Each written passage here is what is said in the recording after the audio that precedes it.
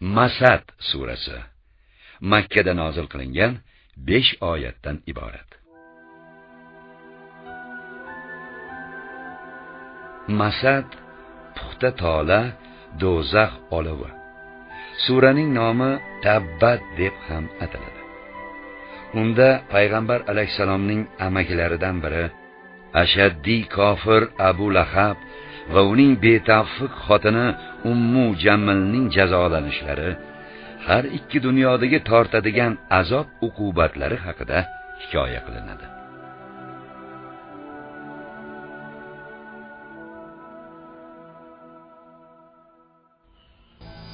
Bismillahirrahmanirrahim.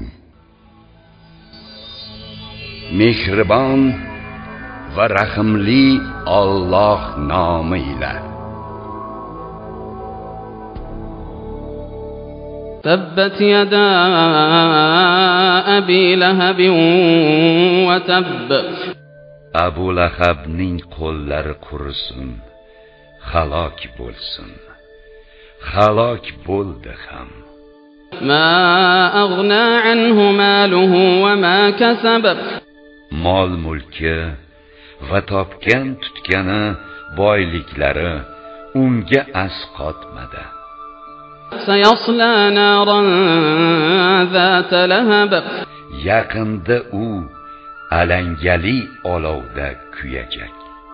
وامرأته حمالة الحطب في جيدها حبل من مسد.